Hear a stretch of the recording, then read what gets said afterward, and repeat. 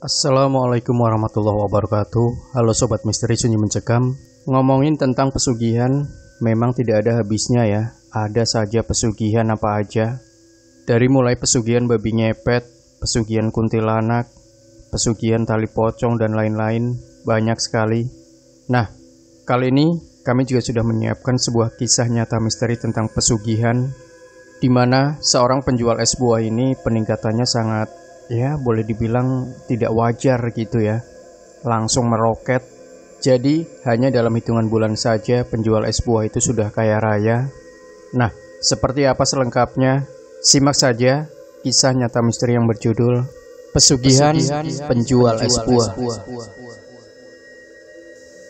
Usaha es buah Bu Silah melesat dengan kecepatan yang janggal. Gosip pesugihan anjing lantas santer terdengar di desa saya. Awalnya hanya sebuah kios kecil di depan rumah, kecil sekali, dengan satu blender yang baru mereka beli. Keluarga itu memulai usaha es buah dengan modal seadanya. Konon, mereka harus menggadai BPKB motor sebagai modalnya. Beberapa bulan kemudian, mereka mencapai keberhasilan yang agak janggal ketika geraman anjing mulai sering terdengar di sekitar rumah. Keluarga itu sudah menempati rumah kontrakan di dekat gapura desa sejak lama. Bahkan mereka termasuk salah satu pendatang yang masuk kali pertama ke desa saya. Kalau tidak salah ingat, mereka masuk ke desa saya pada awal 1998 ketika reformasi di Indonesia mulai menyala. Kalau tidak salah, keluarga itu berasal dari Klaten. Namun, sebenarnya kami tidak ada yang benar-benar tahu. Sebagai salah satu pendatang awal di desa saya, keluarga mereka sudah dianggap sebagai warga senior. Dua anak mereka, Angga dan Nina, menjadi dekat dengan saya. Maklum, kami seumuran. Kedua anak ini, terutama Angga, membantu bapaknya yang sejak dulu menjadi buruh tani. Nah, sang ibu, Bu Silah, adalah ibu rumah tangga biasa. Untuk membantu keuangan keluarga, Bu Silah dibantu Nina menjalankan usaha es buah di depan kontrakan. Awalnya es buah tersebut tidak bisa dibilang ramai. Maklum, orang desa tidak terlalu menggemari es buah. Kalau jualan teh poci, gula batu, dan gorengan, mungkin malah sukses.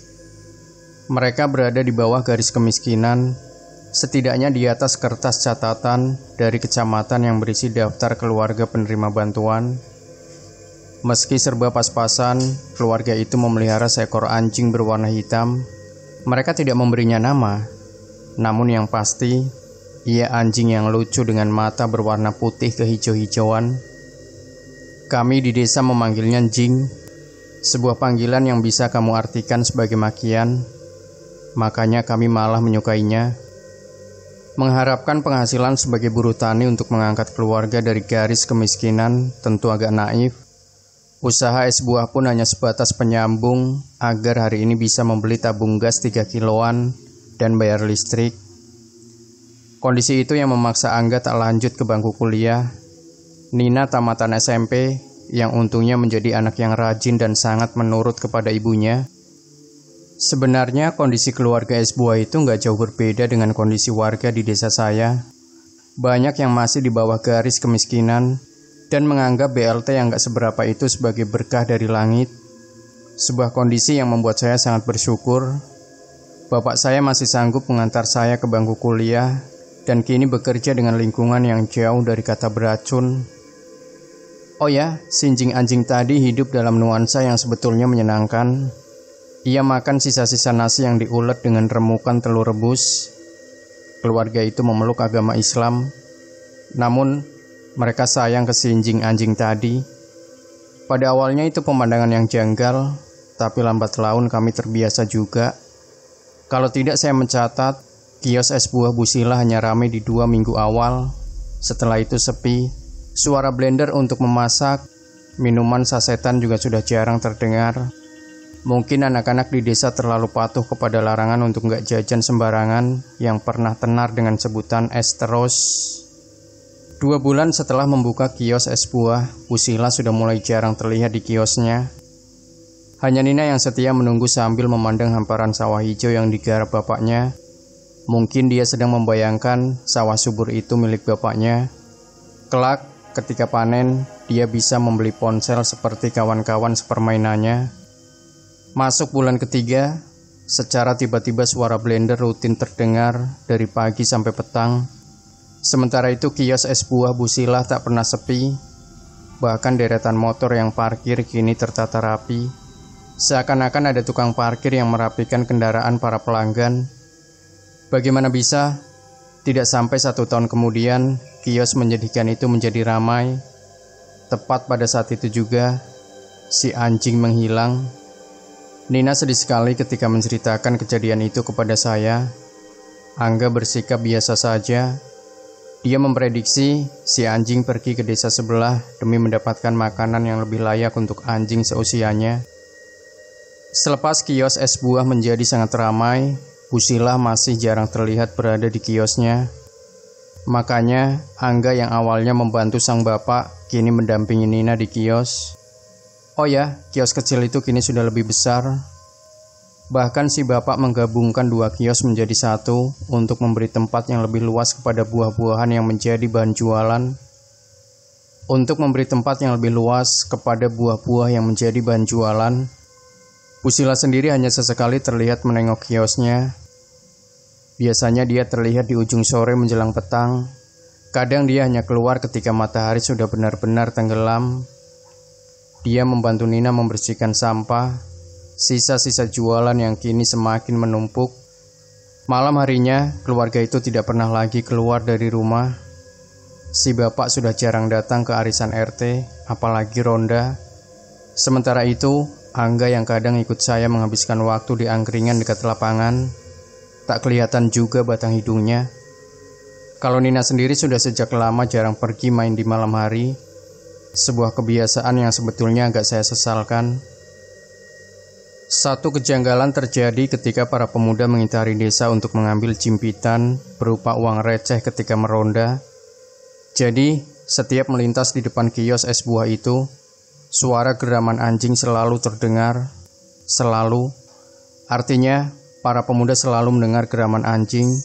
Salah satunya saya sendiri yang mendapat jadwal ronda setiap Sabtu malam.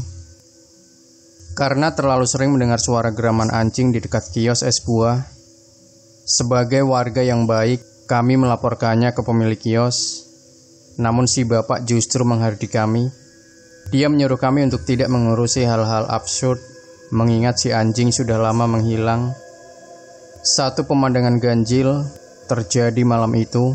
Ketika si bapak menghardik kami, Bu Silah terlihat mengintip dari jendela di samping pintu rumah.